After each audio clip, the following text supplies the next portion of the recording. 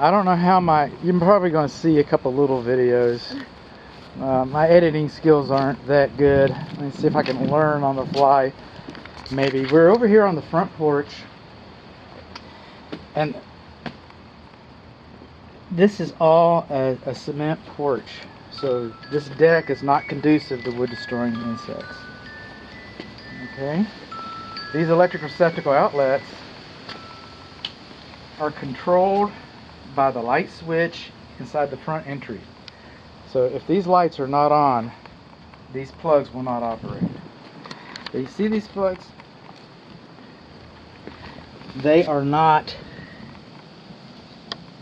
have a bubble cover. They're not what's called as an in-use receptacle. The in-use receptacle is so that you can plug something in, close it, and then if it rains, then your connection stays dry. So those are called in-use covers, and we don't have those. Lawn sprinkler head shouldn't be closer than 4 inches to the structure. Wood mulch next to the house is conducive to wood destroying insects, and conducive to termites. See these granular baits right in here? Okay, it looks to me like this house has been treated for ants. Coming along, double pane vinyl frame windows, UV tint, weep holes, because they're designed so that they shed water. Water goes out from the structure, not into the window cavity. This is called a weir trap. Okay, over here our weir trap is missing. It's called a de minimis item. Okay, you can buy a whole bag of them for like 12 bucks. Most home inspectors don't even bring that up. I bring it up because if you tap on the link on your report, you'll get to hear the story of the haunted whistling house. So anyway, so that's where we're at. Coming along, this is a Slab Foundation, monolithic. It was all poured at once. I cannot see. This is a home that's like, I think, 1964, same age as my house. So it's probably rebar reinforced. I can't tell you that, but I'm pretty sure that it's not a post-tension cable. That's neither good nor bad. That's just trying to identify what kind of foundation that you have. Moving on along. This goes forward, fast forward to the plumbing section. This is about the only clean out that I was able to find. This is in the kitchen area. You should have a main clean out someplace else. I'm not sure where that would be. This is the drain pipe for the water heater. I'm assuming that it came out here. I don't know what kind of path that it took to come out here and do that, but it terminates just about right. We've got other issues with the water heater we're going to go into, but the drain line termination point, not so bad. Here's another faucet, exterior faucet. That we're going to talk about that in an upcoming video. It does not have a vacuum breaker on it. This one's low, it's insulated, just the vacuum breaker. The other two, the one on the front and the one on the back, they've got other issues that are in the plumbing, the water meter video. Coming on along, painted brick. When they paint brick, I cannot see repairs, or for lack of a better word, they're hidden, concealed. Take your pick. I'm not seeing much in the way of movement. And I know that we are in North Dallas, and it's famous for movement over here. So, a couple things that I'm not seeing, am seeing. I haven't seen yet. I thought I remembered seeing one, but you know, that might just have been an optimistic memory. I can tell that there's been some repair here because of the spaces of the brick. There's been some repair right in here because of the spaces. But typically around our foundation perimeter, we like to see weep holes every 4 or 6 feet. Okay, because brick is porous. It's a very good building material. It's fireproof. This house could burn down. You could still use the brick. But brick is porous. It's a great insulator too, by the way. Now, being painted, I don't know how porous it is, but the brick should have weep holes installed in it, so that, for that matter, any wall system, so that there should be some provision for weep. These windows, weep. Provisions for weep. Okay, if you have weep holes around the perimeter of your foundation, you won't see water come out of it usually, unless you have an event. I hope you don't have an event. I've seen a couple, so you know, but most of the time it's just vapor. Water vapor escapes. So the way this is built, there's no provision for any water vapor that gets into the walls to escape. So we don't have weep holes. Another thing that we don't have, we got this nice long roll of brick right in here. See that? We don't have any control joints. Okay, in 1964, we didn't even know what a control joint was, I don't think. So we don't have any control joints. Some people call them expansion joints. Call it what you will. But we expect this wall to move. You will experience some cracking. Not a lot of cracks and not big cracks, hopefully, you know. And that's not, and this is a facade, okay, or a facade, or anyway. It's the clad siding. Okay, this is a stick-built house. The house isn't built on these bricks. That's why we have the weep holes. So anything that comes out, but we're going to expect some movement here. Even if you had a control joint, that's not going to stop the movement. But it'd be nice if you had one. But I'm just bringing it up. The weep holes, though, in 1964, they were, even back then, they were a thing. Control joints are a little more rare, if you would. But weep holes are going to make the report. I'm going to talk about the control joints in the report, but not as a deficiency. Lack of weep holes is a deficiency. You see how the ground kind of comes down right in around here? Yeah. Okay, so that's negative drainage. The water's coming towards your house. High soil. We're supposed to have about 6 inches of clearance underneath the siding. So the foam underneath there, you know, they're trying to keep the ants out or whatever. But the bottom of the siding is supposed to be open so that it weeps. Any moisture that gets in there is now stuck. Probably what happened was, because of the negative drainage, water was getting in, and that foam was probably put there. I said ants a minute ago. Now I'm going to say they're probably trying to stop water from going into their garage, because we have all this negative drainage where it's coming in here. Sprinkler head shouldn't be closer than 4 inches to your house. Okay, and then this is a termite bait. What happens is the termites eat it, then they go home, they feed mama queen ant. She develops a bellyache and dies, and the colony collapses. Mama termite, the queen termite, got queen bees, queen ants, queen termites. The queen dies, colony collapses. Now the problem with termite bait, the two, is this is either a professional installation or it's a consumer installation, and the Texas Structural Pest Control Board does not recognize consumer installations. Now, you have to monitor those, okay?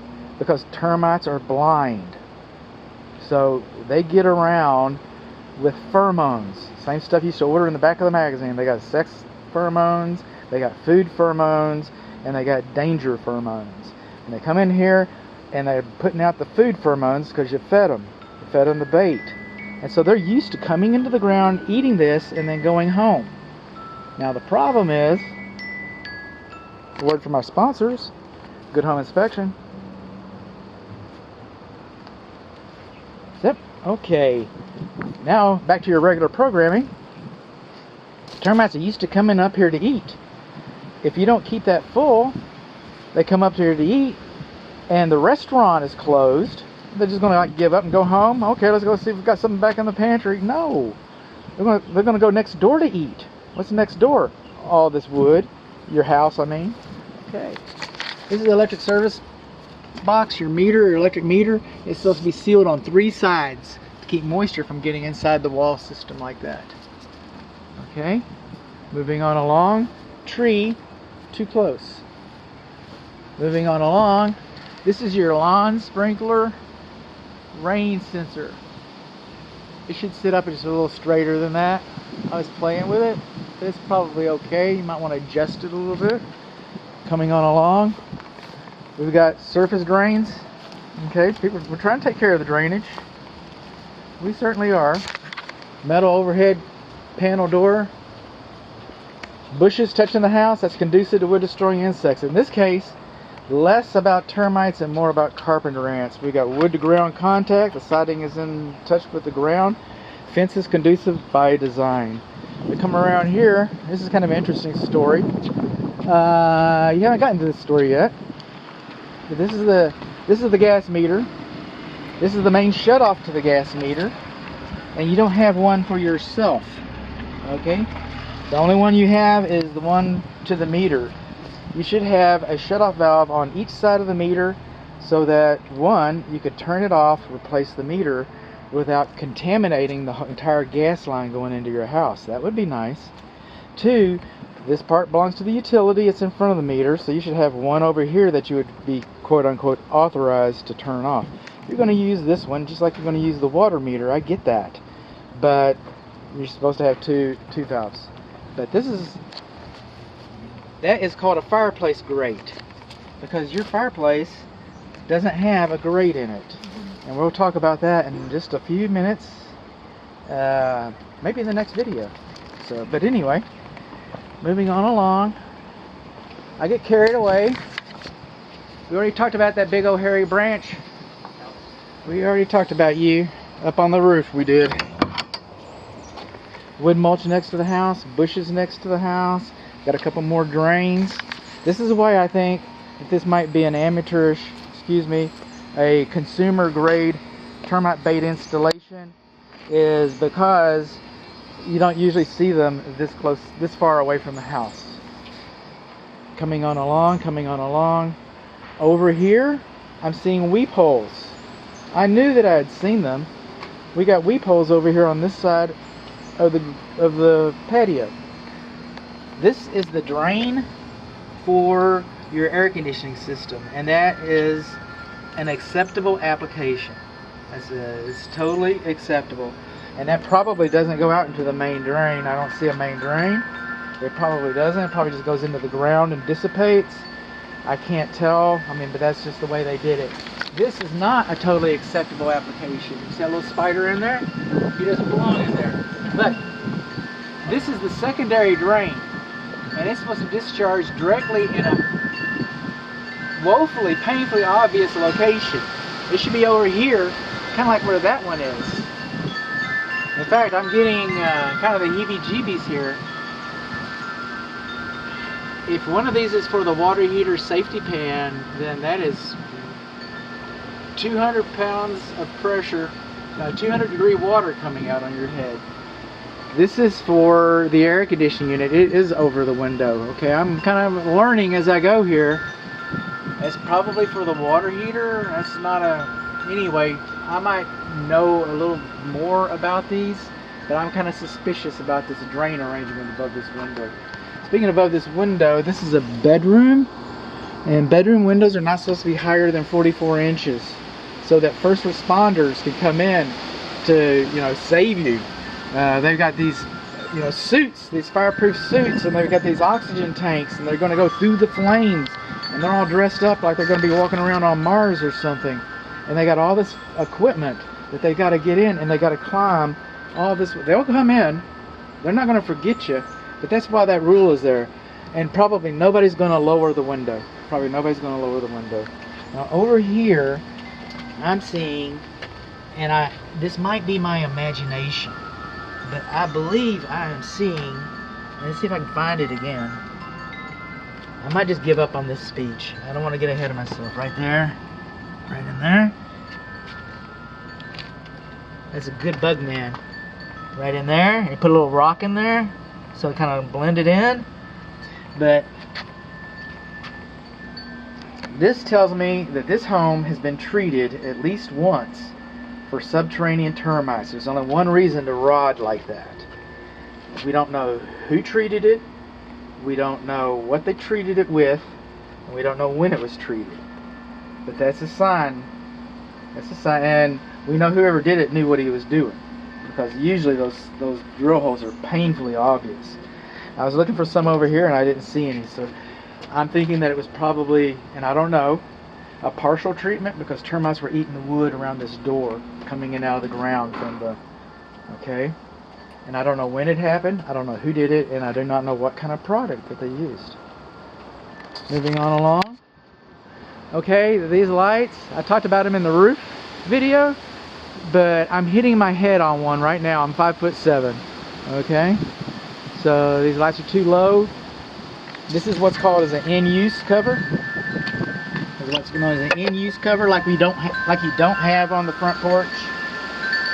Not properly supported, vacuum brake. This is the gas line coming in the house. You see that you do not have a shutoff valve. See that? More high soil, more high soil. This is about the only movement that I was able to document. Right in here. It's about the only movement I was able to document. Coming on along.